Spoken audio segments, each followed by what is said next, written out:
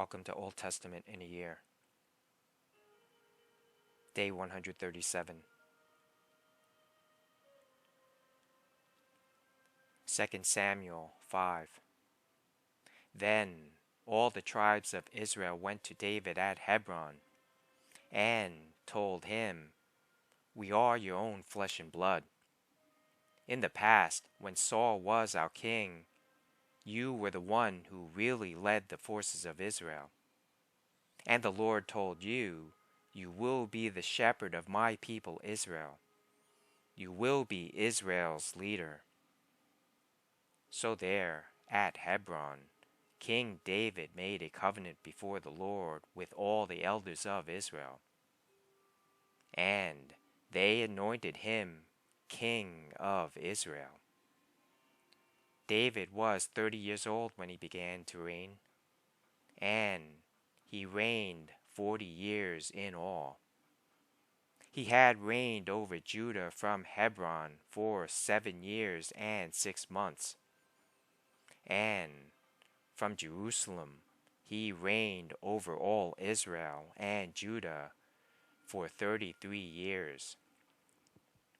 David then led his men to Jerusalem to fight against the Jebusites, the original inhabitants of the land who were living there. The Jebusites taunted David, saying, "You'll never get in here. Even the blind and lame could keep you out." For the Jebusites thought they were safe. But David captured the fortress of Zion, which is now called the City of David. On the day of the attack, David said to his troops, "I hate those lame and blind Jebusites. Whoever attacks them should strike by going into the city through the water tunnel." That is the origin of the saying, "The blind and the lame may not enter the house." So David made the fortress his home, and he called it the City of David. He extended the city, starting at the supporting terraces and working inward. And David became more and more powerful because the Lord God of heaven's armies was with him. Then King Hiram of Tyre sent messengers to David, along with cedar timber and carpenters and stone masons. And they built David a palace. And David realized that the Lord had confirmed him as king over Israel and had blessed his kingdom for the sake of his people, Israel. After moving from Hebron to Jerusalem, David married more concubines and wives, and they had more sons and daughters. These are the names of David's sons who were born in Jerusalem: Shammua, Shobab, Nathan, Solomon, Ibhar, Elishua, Nepheg, Japhia, Elishama, Eliada, and Eliphalet.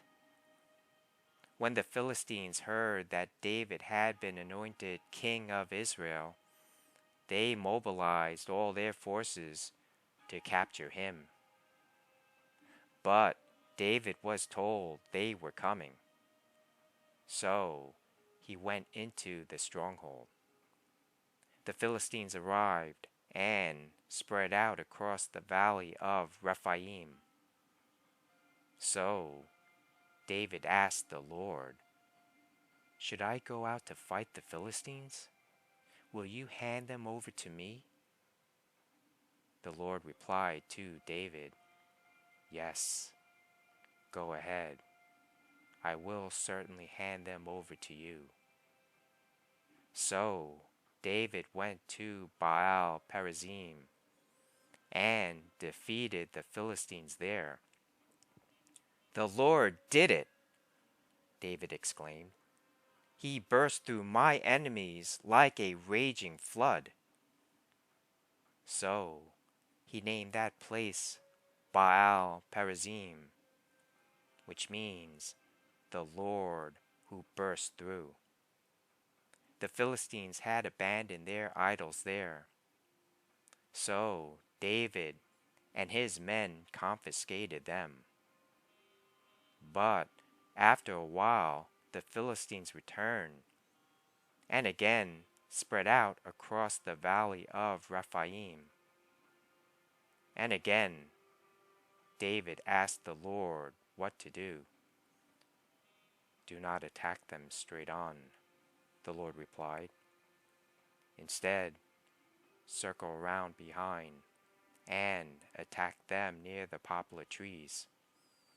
When you hear a sound like marching feet in the tops of the poplar trees, be on the alert. That will be the signal that the Lord is moving ahead of you to strike down the Philistine army." So David did what the Lord commanded, and he struck down the Philistines all the way from Gibeon to Gezer. 2 Samuel 6. Then David again gathered all the elite troops in Israel, 30,000 in all. He led them to Baalah of Judah to bring back the ark of God, which bears the name of the Lord of heaven's armies, who is enthroned between the cherubim. They placed the ark of God on a new cart and brought it from Abinadab's house, which was on a hill. Uzzah and Ahio, Abinadab's sons, were guiding the cart that carried the ark of God. Ahio walked in front of the ark.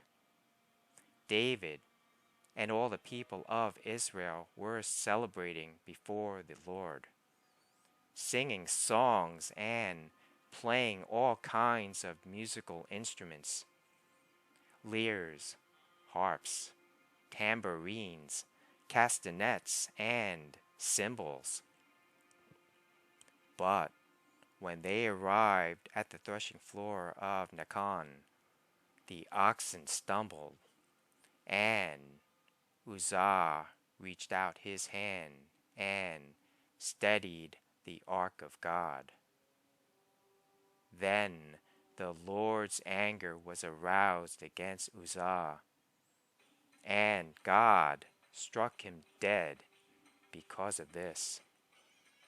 So Uzzah died right there beside the ark of God. David was angry because the Lord's anger had burst out against Uzzah. He named that place Perez Uzzah, which means to burst out against Uzzah, as it is still called today. David was now afraid of the Lord, and he asked, "How can I ever bring the ark of the Lord back into my care?" So David decided not to move the ark of the Lord into the city of David. Instead, he took it to the house of Obed-Edom of Gath. The ark of the Lord remained there in Obed-Edom's house for 3 months. And the Lord blessed Obed-Edom and his entire household.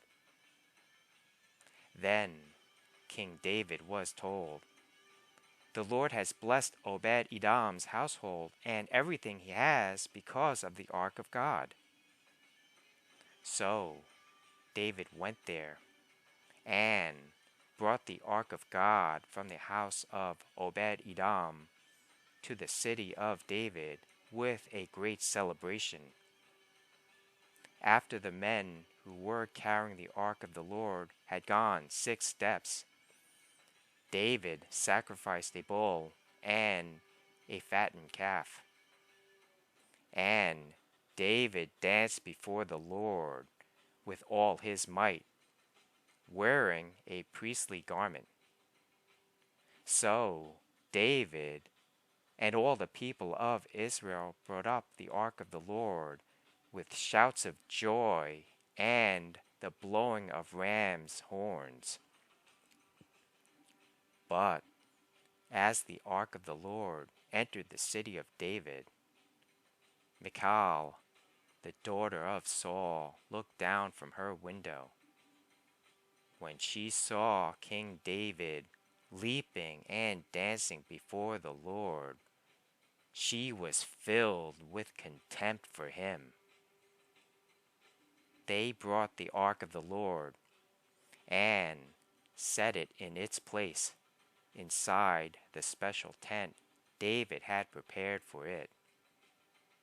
And David sacrificed burnt offerings and peace offerings to the Lord.